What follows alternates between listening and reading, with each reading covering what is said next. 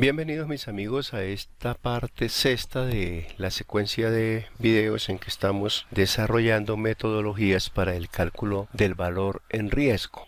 En esta ocasión vamos a mostrar alguna metodología para verificar cuál de las métricas utilizadas a lo largo de estos videos para medir el VAR es la más eficiente o es la que más conviene o es la que mejor sirve. La mejor metodología a seleccionar se conoce como prueba de backtesting, o sea, testeo hacia atrás, y es sugerida por el Comité de Basilea y últimamente se ha venido implementando el criterio de Kupiec, que lo desarrolló hacia 1995 y que fue posteriormente mejorado o reconsiderado por Christoffersen hacia 1996. En todos los casos, la mejor metodología se fundamenta en establecer qué tan eficiente es el VAR para medir el riesgo. Y esa eficiencia se logra comparando la rentabilidad lograda contra el VAR medido. Es decir, que se trata de establecer cuántas veces el VAR no fue capaz de predecir el riesgo, pero esa medición se hace en el tiempo anterior, hacia atrás. Por eso el nombre de backtesting, de testeo hacia atrás. El criterio de Kupiec es un criterio más elaborado. Pretende hacer una prueba de hipótesis y consiste en contar las veces que las pérdidas exceden el VAR durante un periodo. Se asume que X es el número de observaciones en que las pérdidas exceden el VAR para un nivel de confianza dado, y se prueba si las observaciones de los excesos es estadísticamente diferente a la probabilidad de error que se considera para el cálculo del VAR. Esa probabilidad de observar los excesos, Kupiec propuso que fuese mediante una distribución binomial contrastada contra una distribución chi cuadrada con un grado de libertad, y considerando la hipótesis nula de que P, el nivel de significancia, es estadísticamente igual a la probabilidad utilizada para el VAR, contra la hipótesis alternativa de que P es diferente a dicha probabilidad. Las regiones de aceptación o de rechazo de la hipótesis las definió Kupiec mediante este estadígrafo, con el cual se alcanza la máxima verosimilitud y se contrasta luego contra la distribución chi cuadrado con un grado de libertad. Como vemos, es un poco complicada la prueba de la hipótesis. Por fortuna, Kupiec desarrolló una tabla que nos permite establecer si o no aceptamos la hipótesis nula, dependiendo del número de excesos que se registren para cada métrica. Esta tabla de Kupiec nos dice, por ejemplo, que si tenemos un backtesting de 255 días con un nivel de probabilidad, o sea, con un nivel de significancia del 5%, nosotros no rechazamos la hipótesis nula si el número de excesos es mayor que 6 y menor que 21, y así para toda la tabla con diferentes probabilidades, con diferentes horizontes de tiempo hacia atrás y para las diferentes métricas. El procedimiento en general para hacer pruebas de backtesting consiste en calcular el VAR para cada día del último año transcurrido. Usualmente el último año puede ser más tiempo hacia atrás. Nosotros vamos a trabajar con 255 días y comparar el VAR diario calculado con la rentabilidad diaria observada realmente y contar el número de veces en que la pérdida excede al VAR calculado. Ese es el número de excesos. Con ese número de excesos, pues se intenta establecer el rango de aceptación o no de acuerdo al indicador de Kupiec. También se puede calcular el nivel de eficiencia y, por supuesto, hacer las conclusiones y generalizaciones sobre cada una de las métricas y sobre las probabilidades utilizadas. Vamos entonces a desarrollar una validación para cada una de las metodologías que hemos utilizado a lo largo de esta secuencia de videos para nuestra inversión de las 100.000 acciones de dividendo preferencial Banco Colombia, considerando que hoy es 28 de marzo del 2018 y con un nivel de confianza del 95% y un horizonte de tiempo de un día. Nuestra pregunta que queremos resolver es: ¿cuál de todas esas metodologías tiene mayor validez estadística? Y obviamente pues vamos a calcular el nivel de eficiencia para chequear que no siempre la máxima eficiencia nos muestra la mejor métrica. De manera pues que vayamos a Excel y empecemos este interesante trabajo de nuestro último video de la secuencia de videos de valoración del riesgo. Bien, aquí en Excel este era nuestro último cálculo en el cual estuvimos simulando la mejor distribución, y recordemos que la mejor distribución que explicaba la rentabilidad histórica de esta acción dividendo preferencial Bancolombia era o fue mejor la distribución logística. He preparado ya una hoja adicional que he llamado backtesting, en la cual he traído los datos generales de nuestras métricas de las 5 metodologías que hemos estado trabajando: el número de acciones, el precio de mercado, el monto, el nivel de confianza, el nivel de significancia, el horizonte de tiempo, el valor de F para los casos de métricas paramétricas o de metodologías paramétricas. Vamos a hacer observaciones backtesting hacia atrás de 255 días y he traído también los valores del VaR tanto en porcentaje como en unidades monetarias que hemos encontrado con cada una de estas métricas. Observemos que son diferentes y que por lo tanto es necesario establecer cuál de ellas es la más conveniente para medir el valor en riesgo. Y vamos a ir a cada una de estas metodologías y vamos a calcular el número de excesos, es decir, el número de veces en que el VaR calculado no fue capaz de explicar o de establecer el máximo riesgo, es decir, cuando la rentabilidad superó en pérdidas al VaR que nosotros hubiéramos medido en esa metodología. Y luego, con el número de excesos, vamos a calcular el nivel de eficiencia y utilizando el criterio de Kupiec, que podemos considerar en la tabla que he puesto aquí en la parte superior, establecer si o no aceptamos la hipótesis nula de que estamos trabajando con un P estadísticamente adecuado, o si debemos cambiar ese P o si debemos cambiar la metodología. Vamos entonces para nuestra primera metodología, que fue el VaR considerando la desviación estándar histórica. Vamos a la hoja VaR histórico. Aquí ya he preparado también convenientemente el área en la cual vamos a trabajar. Vamos a trabajar a partir del dato 537 en adelante. El dato 537 hasta el dato de hoy, que es el 791, nos muestra 255 registros. Y vamos a calcular para esos 255 registros el VaR y los excesos de esa medición. Para calcular el VaR, pues recordemos las expresiones en las cuales el VaR es el producto del monto a precios de hoy por el parámetro Z, el número de desviaciones estándar que corresponden. Esta es una metodología paramétrica, de modo que aplica el número de zetas porque asumimos que la rentabilidad se distribuye normalmente, y luego la desviación estándar, que en esta metodología la tomamos sobre la serie histórica, por eso se llama VaR histórico, por la raíz del tiempo. En nuestro caso, como solo nos interesa el VaR medido porcentualmente, pues no vamos a multiplicarlo por el monto. Entonces empecemos por establecer esta expresión para el dato 537. Sería la desviación estándar sobre una muestra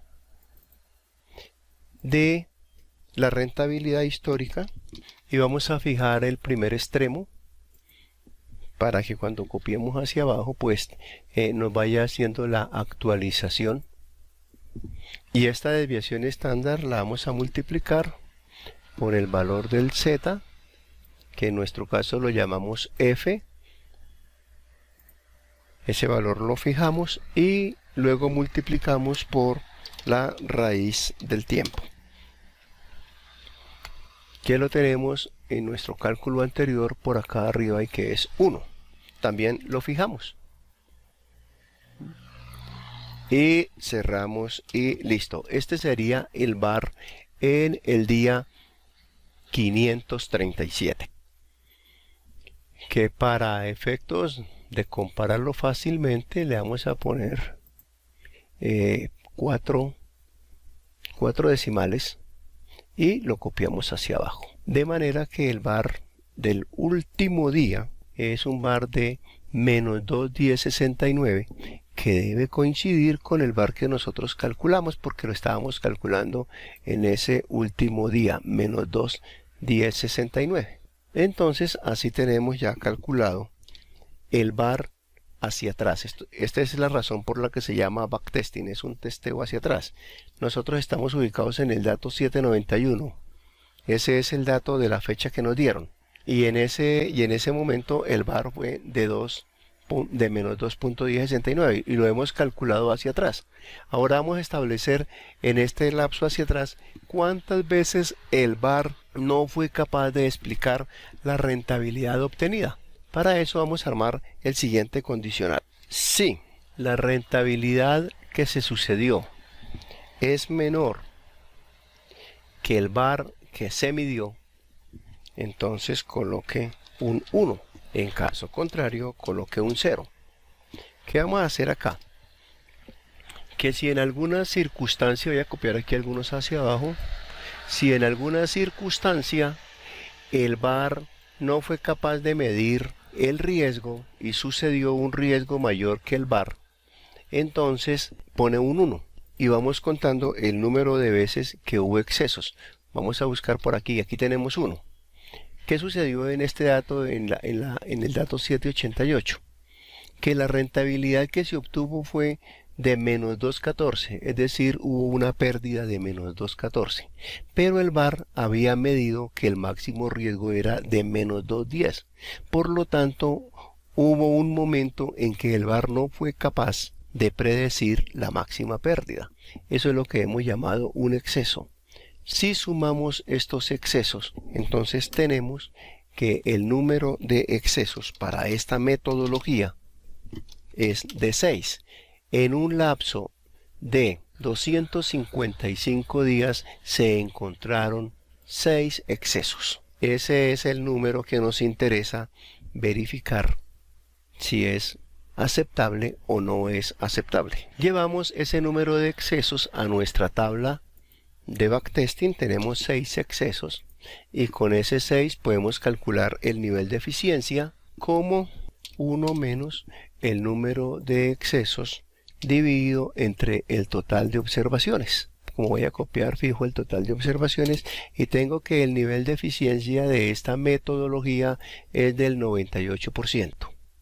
Ahora, si atiendo el criterio de Kupiec para una probabilidad del 5% en una observación de 255 días, estaríamos considerando que no es aceptada la hipótesis nula.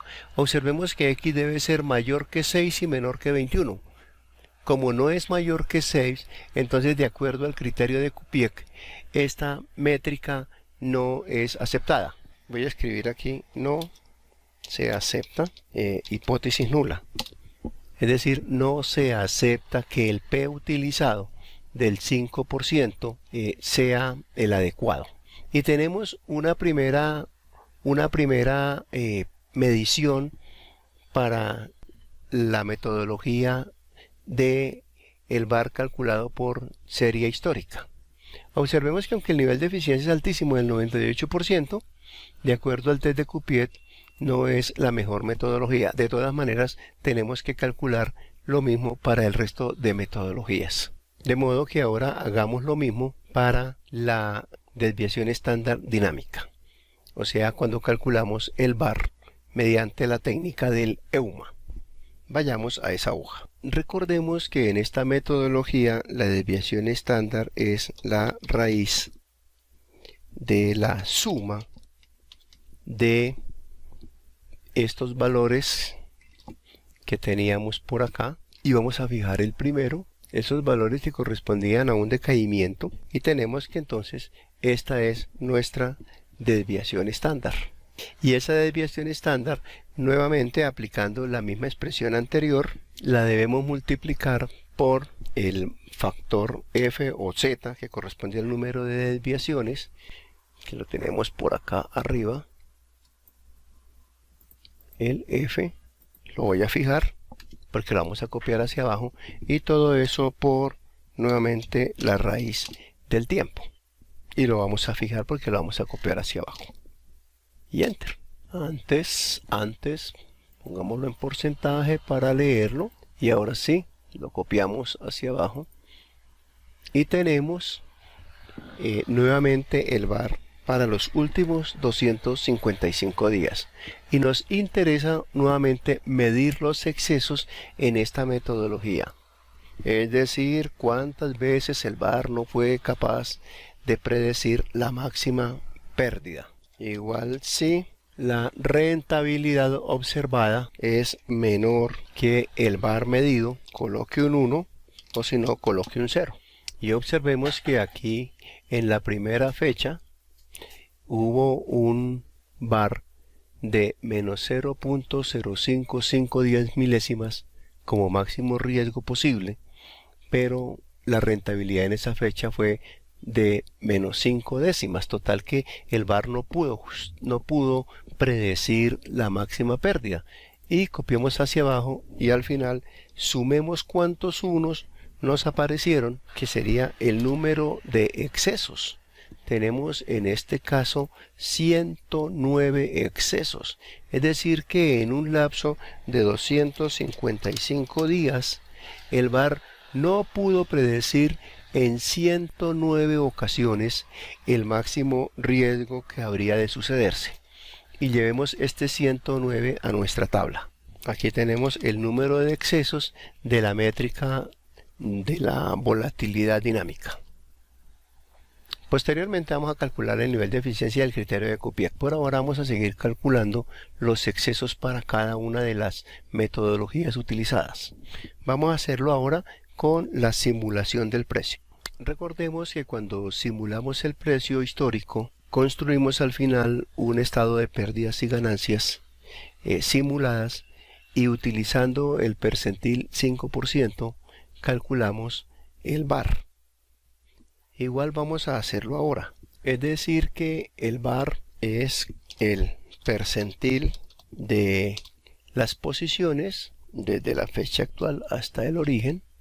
Fijamos el origen para un percentil dado, en nuestro caso del 5%, pero lo voy a tomar directamente de nuestra configuración básica, el 5%, y lo fijo, y este sería el valor del VAR en pesos.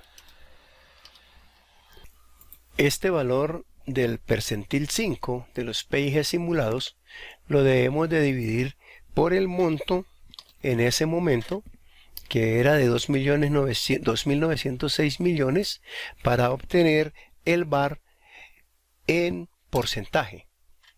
Aquí colocamos porcentaje, 2 decimales, y tenemos un VAR de 2.14, al cual nada más le faltaría ser multiplicado por la raíz del tiempo, y el tiempo lo tenemos por aquí arriba en la celda M10.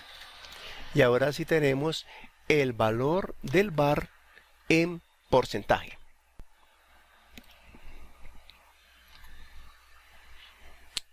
Vamos a fijar las celdas pertinentes, como por ejemplo que el rango de los PIG empiece siempre en H7, que el percentil siempre esté en M10, el monto en ese momento no hay que fijarlo y la raíz del tiempo que siempre está en M11. De esa manera ya podemos copiarlo hacia abajo. Y tenemos los diferentes valores del VAR para los últimos 255 días. Ahora debemos de calcular los excesos.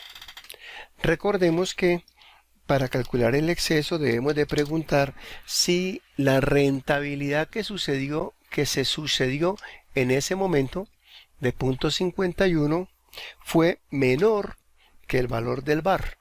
Si fue menor que el valor del VAR, quiere decir que hubo una pérdida mayor que la que predijo el VAR. Entonces le pedimos que escriba un 1 y en caso contrario que escriba un 0. De manera que escribirá unos en donde haya la pérdida ha sido superior al VAR pronosticado. Y copiamos hacia abajo. Y miremos a ver si por ahí tenemos un 1. Aquí el último fue, por ejemplo, un 1. ¿Por qué? Porque el VAR dijo que la máxima pérdida era de 2.05 y en realidad ese día hubo una pérdida de 2.08. Ahora vamos a contar el número de excesos con esta métrica. Sumamos todos esos valores 1 y obtenemos que hubo 7 excesos en los últimos 255 días. Estos excesos son los que llevamos a nuestra hojita de backtesting. Entonces vamos a backtesting y le escribimos que para la técnica de simulación del precio se encontraron 7 excesos. Bueno, ahora vamos a hacer lo mismo para la métrica de la simulación Monte Carlo de la probabilidad acumulada. Entonces vamos a la hoja de la probabilidad acumulada y recordemos que el VAR se calcula de la misma manera. Como el percentil 5, lo tenemos por aquí arriba, aquí lo tenemos como el percentil del porcentaje, de una vez corrijo acá, que no sea así fijo el valor del 5%, sino lo que diga la celda U10 para que nos quede mejor formulado el modelo, el percentil 5 del PIG simulado. Por aquí tenemos nosotros el PIG simulado. Entonces vamos aquí abajo y hacemos ese percentil 5. Entonces tendríamos igual percentil del PIG simulado hasta ese momento. Y el número del percentil será el que tenemos aquí en el nivel de significancia. Y entonces tenemos que el VAR en pesos sería de 51 millones, por aquí lo pongo en pesos, 51 millones 176 mil. Si lo calculamos ahora en porcentaje, sería dividir este valor entre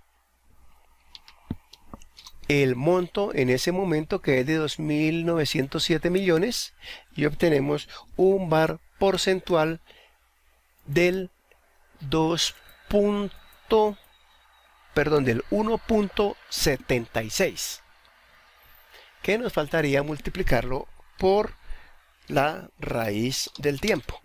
En todos estos cálculos, y por ahí se me han ido en algunos cálculos que me falta multiplicar por la raíz del tiempo, no lo hemos notado porque como el tiempo es un día, entonces esa raíz da 1 y por eso se nos ha pasado inadvertidamente ese error. Hay que revisar con cuidado por ahí los cálculos anteriores. Fijemos las direcciones, el F4 para que empiece en la misma celda O7, el U10 para que tome siempre ese porcentaje y el U11 que es donde se encuentra el valor del tiempo, la cantidad de días. Y tenemos el VAR que lo podemos calcular ahora sí hacia abajo. De una vez calculemos los excesos de la misma manera que en el caso anterior. Sí, la rentabilidad de ese día es menor que lo que predijo el VAR, coloque un 1 o si no, coloque un 0, para que delate en qué ocasiones el VAR no fue capaz de predecir el riesgo máximo. Al final vamos a sumar de la misma forma que en los casos anteriores número de excesos y tenemos que el número de excesos en este caso es de 11 excesos. Entonces tenemos que en los 250 días, en los 255 días con esta métrica, en 11 ocasiones no pudo el VAR predecir el riesgo y se sucedieron riesgos mayores que el máximo esperado. Vamos al backtesting y agregamos nuestro número de excesos de 11. Bien, ahora vamos a hacer lo mismo pero con simulación Monte Carlo para la mejor distribución de probabilidad que explique la rentabilidad de este activo. Recordemos que en esta metodología se trata de establecer primero cuál es la mejor distribución de probabilidad que explique el comportamiento de la rentabilidad del activo. En nuestro caso nosotros encontramos que la mejor distribución de probabilidad era la distribución logística y con esa distribución logística hicimos todos los cálculos. Sin embargo nos asalta un temor que al cambiar el número de datos pueda cambiar la distribución de probabilidad que mejor explica el comportamiento de la rentabilidad. De manera que se hizo unos ensayos empíricos de la siguiente forma, calculando para diferente cantidad de datos en el backtesting. Para 537 datos, el software especializado de Rig Simulator nos mostró que la mejor distribución es la distribución normal. Para un total de 597 datos, nos muestra que la mejor distribución sigue siendo la distribución normal seguida de una distribución logística y en tercer lugar una distribución Laplace. Para 666 datos históricos se mantiene el mismo orden. La mejor distribución es una distribución normal seguida de una logística y en tercer lugar una distribución Laplace. Pero a partir de 666 datos, cuando hicimos el cálculo para 674 datos, ya encontramos que la mejor distribución no sigue siendo la normal, sino que ahora es la logística. Y posteriormente, para 681 datos, se mantiene como mejor distribución la distribución logística, lo mismo que para 699 datos y siguiente. Para 732 datos, para 791 datos, que fue el número de datos con que estuvimos trabajando. Por esa razón, vamos a hacer esta simulación considerando hasta 666 datos una distribución normal. Y a partir de 666 datos hacia adelante vamos a considerar una distribución logística. Así pues que encontramos que a partir de 537 datos y hasta 666 datos, la distribución que mejor explica el comportamiento de la rentabilidad es la distribución normal. Y como ya vimos mediante ensayo-error, se descubrió que a partir de los 666 datos hasta nuestro último dato, la mejor distribución es la distribución logística. Entonces vamos a trabajar de esa manera. Para antes de los 666 datos vamos a considerar la distribución normal. Vamos primero a crear un perfil, nuevo perfil, lo vamos a llamar var rayita al piso 6, por eso de que estamos en el video 6. Le vamos a pedir que haga 5000 ensayos y le vamos a dar como número semilla para los aleatorios los números del 1 al 6 y ok, ya tenemos nuestro perfil para simular.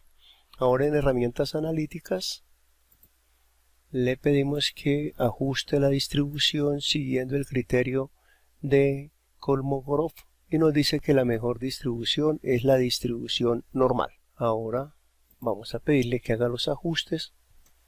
Nos trae la tabla ya ajustada y tenemos aquí nuestro supuesto de entrada para la simulación. Vamos entonces a nuestra hoja de cálculo del VAR y le decimos que el VAR simulado lo va a encontrar en el ajuste a la mejor distribución en la celda F6. Esa mejor distribución la voy a renombrar aquí, es la distribución normal. Bien. Y le decimos que ese es el pronóstico de salida. Y que ejecute la simulación. Y ahora esperamos que se sucedan los 5000 ensayos que hemos previsto. Y tenemos los 5000 ensayos. Y ahora vamos a calcular en el histograma el percentil 5%, que es con el que estamos trabajando. Y nos dice que ese percentil es menos 0.0190. Que lo llevamos entonces como valor del bar a nuestra lista. Por aquí en la parte de abajo. Menos 1.9%. Menos 1.9%. Y ese es el bar para toda la distribución normal. Allá hay un pequeño desajuste porque pues a medida que cambian los datos podrían cambiar los parámetros de la distribución. Pero para nuestros propósitos es suficiente. Ahora haríamos lo mismo pero con la distribución logística a partir del dato 666. Esa parte no la voy a desarrollar aquí, es la misma que hicimos cuando calculamos el bar por mejor distribución con método de Monte Carlo, cuando hicimos el cálculo del bar la primera vez y que nos dio menos 1.99. Lo podemos verificar por aquí arriba, lo tenemos. Dio menos 1.99. De manera que me voy a ganar ese tiempito para que no siga siendo tan extenso este video. Y ese es el que rige para el resto de los datos. Y ahora calculamos los excesos. Igual si la rentabilidad es menor que el bar, coloque un 1 o si no, coloque un 0. Y le vamos a poner un formato para ver el 0 nada más. Y copiamos hacia abajo. Y al final sumamos. A ver cuántos excesos hubo en esta metodología y encontramos que hubo 8 excesos, igual no, excesos 8, y estos datos los llevamos a nuestra tabla de backtesting. Aquí tenemos entonces 8 excesos para la métrica de la mejor distribución para la rentabilidad. Ahora podemos calcular el nivel de eficiencia de cada una de estas métricas. Ya lo habíamos calculado para el caso histórico o el delta normal, como también se llama. Entonces tenemos que para las demás métricas los valores del nivel de eficiencia son respectivamente 57%, 97%, 96% y 97%. La técnica o la métrica que tiene una eficiencia mejor es la técnica histórica o la técnica delta normal, pero el criterio que más se usa es el criterio de Kupiec. Recordemos que dice el criterio de Kupiec. Kupiec dice que para 255 días con un nivel de probabilidad del 5%, si el número de excesos está entre 6 y 21, no se rechaza la hipótesis nula. Es decir, que se acepta la hipótesis nula si está entre 6 y 21. Como en este caso no está en esa región 6, entonces no se acepta la hipótesis nula, es decir, se rechaza. Vamos a mejorar eso con un condicional. ¿De acuerdo? Igual sí. Y vamos a colocar aquí una función lógica. Si este valor, sí, y, corrijo ahí, este valor es mayor que 6 y ese mismo valor es menor que 21, ¿qué sucede en ese caso? Que no se rechaza la hipótesis nula. Vamos a escribirlo así. No se rechaza H sub 0. ¿Qué dice H sub 0? H sub 0 dice que estamos trabajando con un valor de probabilidad estadísticamente válido. Es decir, que nuestro 95% para el nivel de confianza, que es lo mismo que el 5% para el nivel de significancia, estadísticamente es adecuado. Si no se rechaza la hipótesis nula, quiere decir que se acepta. Pero en caso contrario, es decir, si 6 está por fuera de estos rangos, si 6 no es mayor que 6 y no es menor que 21, entonces debemos de escribir se rechaza la hipótesis nula. Vamos a revisar ese sí. Bueno, primero que todo el i termina es por acá y por aquí termina el sí. A ver, si el número de excesos es mayor que 6 y a la vez ese número de excesos es menor que 21, lo corrijo aquí, es menor que 21. Si es mayor que 6 y E13 es menor que 21, dice Cupier que en ese caso está en la región de no rechazo. Es decir, no se rechaza H sub 0. H sub 0 recuerden que lo tenemos por aquí arriba, ¿no? La hipótesis nula es que la probabilidad que estamos usando estadísticamente es válida. Pero si está fuera de ese rango, se rechaza H sub 0. Ensayemos a ver.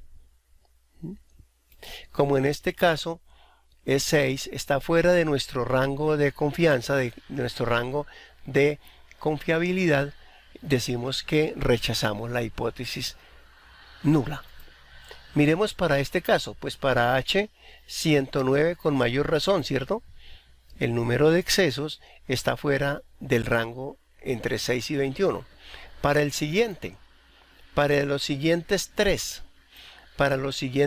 no se rechaza H sub 0. Es decir, que son métricas buenas, son métricas válidas.